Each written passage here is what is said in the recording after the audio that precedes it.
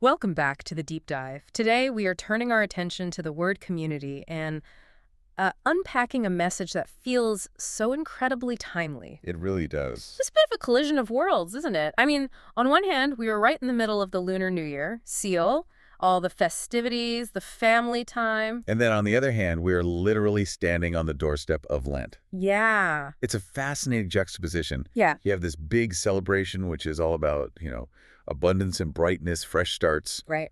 And it's clashing or maybe harmonizing with the season of Lent, which is historically about restraint and reflection. Yeah. It's a real spiritual pivot point. And the Sunday message from Jail Church, it really leaned into that tension. It didn't try to separate them. Not at all. It actually used the New Year imagery to explain what we're supposed to be doing during Lent. It started with something really visual, something everyone at Jail Church would have seen. The seal bim. The seal bim, exactly. Those beautiful, brand new clothes for the New Year. Right. And it's important to understand, for anyone who might not be deep in that tradition, seal bim isn't just about fashion. It's a ritual. It's symbolic. Very. In Korean culture, you wash up early, you put on these new clothes, often bright red or gold. You're literally shedding the old year. A fresh start. An external display of renewal. You want to look your best. But then, and I just love this pivot in the message, the spotlight shifted. The sermon mentioned that, yeah, the children looked amazing, but the most beautiful people in Jail Church that day, they were the deaconesses, the Kwanzaa working back in the kitchen. And that just sets the whole stage, doesn't it? Yeah. You've got these women in their nice holiday clothes, but they're in the kitchen making teakguk, the rice cake soup. For everyone. For the whole congregation. Yeah. It's hot, it's hard work. Okay. But the sermon makes this observation. Their beauty isn't from the silk. It's from the service. It's a beauty that shines through the sweat. It's the idea that true radiance isn't something you put on. It's something that comes out. And that's where the sermon took us into the text. And to get there, we have to go way back to the Old Testament. We have to talk about Moses. The ultimate mountain climber. So let's set the scene here. Moses goes up the mountain to meet God. This is not like a quick day trip. No, it's an ordeal. 40 days and 40 nights. And you have to think about his physical state. He's been in the wilderness. His clothes are probably worn, dusty. Right. And he's fasting. No food, no water. Physically, he should look absolutely wrecked. I mean, if I miss lunch, I'm a mess. He does this for 40 days. But when he comes down, the people's reaction isn't pity. No. It's fear. They're terrified because he's glowing. Literally glowing. Let's hear the scripture reading from the sermon to get the full weight of this. This is Exodus chapter 34, verses 29 to 30. When Moses came down from Mount Sinai with the 2 tablets of the testimony in his hands, he was not aware that his face was radiant because he had spoken with the Lord.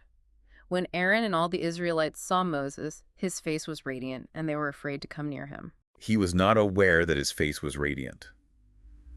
That is such a key detail that the sermon really zeroed in on. Yeah. The light wasn't, a cosmetic thing. He didn't know he was shining. It was just a byproduct of where he'd been. And the sermon used this modern slang term to explain it, which I thought was just brilliant. Pad-wan eel. Yes, pad-wan eel, which roughly translates to fashion is completed by the face. Which in the secular world basically means if you're good looking enough, you can make a trash bag look like high fashion. Exactly. It's a bit of a cynical fashion term, but the sermon completely flips it into this deep spiritual truth. How so? If your face is radiating God's glory, the clothes don't matter. They become irrelevant.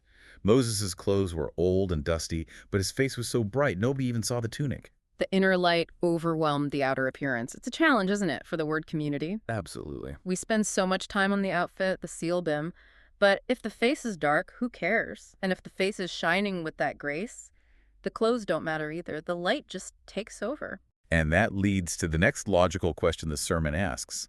Where does that light come from? It comes from the mountain. Right. Okay, let's unpack that. Because, we can't all just disappear up a physical mountain for 40 days. And the sermon was very practical about this. In the Bible, the mountain is about separation. It's a place away from the world. You leave the camp. You leave the crowds. So what does that look like for us, for the word community today? It means you leave the phone. You leave the television. You leave the digital noise of civilization.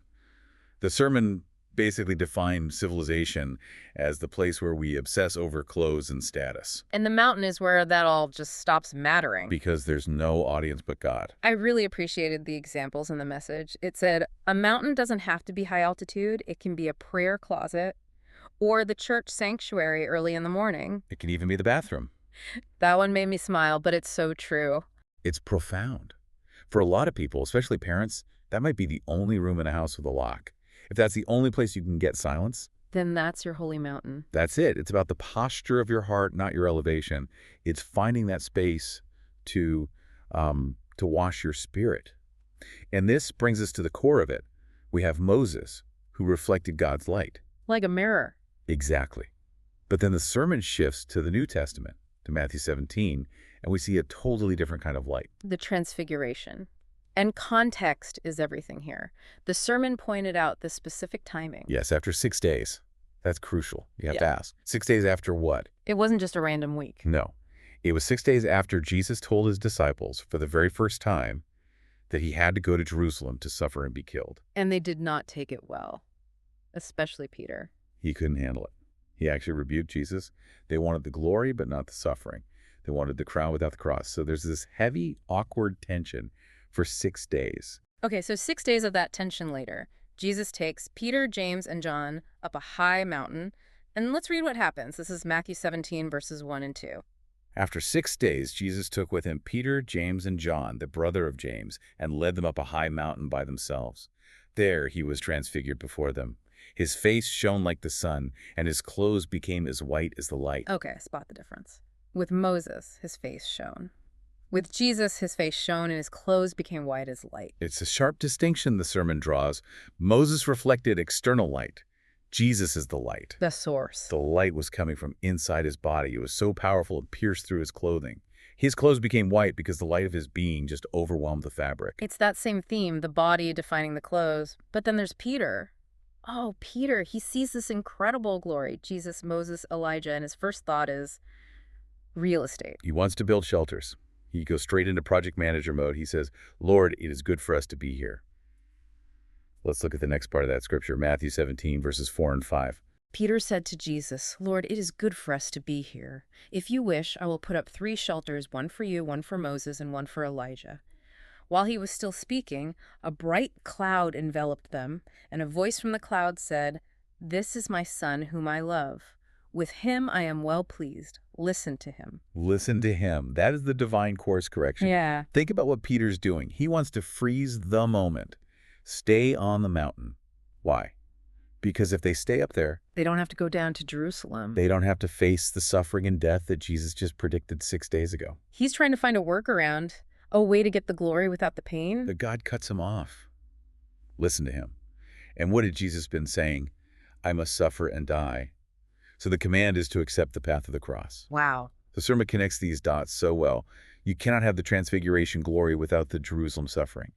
True glory, the kind that makes you shine, is only achieved after you pass through that service and suffering. It's a paradox. We want the shine, we want the seal bim. But the path to get it isn't through comfort. It's through the valley. It's through the kitchen service of the deaconesses. Exactly. That brings Yeah. it full circle. The deaconesses are beautiful because they are participating in that self-giving. They are listening to him by serving, not just standing around looking pretty. They're down in the valley feeding the flock. So what does this mean for the word community right now? Lent is coming. Fast. Well, the sermon gave us the dates. Ash Wednesday is coming up on February 18th, 2026. That kicks off the 40 days of Lent, leading to Easter on April 5th. And I always love the calculation for Easter. The sermon mentioned it. The first Sunday after the first full moon after the spring equinox. It's so cosmic, isn't it? It's all about light conquering darkness. The equinox is when day becomes longer than night. And the full moon is when the night is brightest. Right. It's the universe itself aligning to declare the victory of light. But before we get to that victory, we have the 40 days. Just like Moses. Just like Jesus in the wilderness. And that's the invitation from the sermon. For the word community to enter a mountain experience for these 40 days, it's a call to separate from the civilization of distraction. And it brings us back to that sobering reality about our bodies. The sermon said that no matter how we decorate ourselves, in the end, we all wear the same thing. A shroud. It's a heavy thought, but it's also liberating. If our end is a shroud, then spending all our energy on the outside is just a bad investment.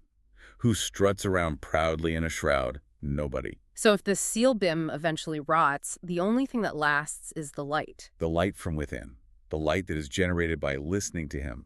When we choose the path of Jesus, which includes suffering and service, we're actually preparing our bodies for glory. It's completely redefining beauty for the Cheil Church family. It's saying, you want to look good this year, don't just buy a new outfit. Go to the prayer closet, serve your neighbor. That is the Padawan eel of the kingdom of heaven. It is. The faith revealed in your face is the ultimate fashion. It takes the pressure off, doesn't it? Puts the focus back on the heart. It really does, and it changes how we see Lent. It's not just about miserable deprivation. It's about polishing the mirror. It's climbing the mountain so we can come back down radiating something real. We need that light. The world is dark enough. So as we wrap this up, the message is clear. Enjoy the new year, enjoy the family, but don't get lost in the noise. Right. Don't let the world drown out the voice from the cloud, the voice that says, listen to him, whether that's in the kitchen or in your bathroom before the sun comes up. That's where the light is. And remember, the path to that light, it goes through the cross. Do not fear the service. It's the only route to the resurrection. Mm-hmm. We've covered so much today, from Sinai to the Mount of Transfiguration, right down to our own calendars.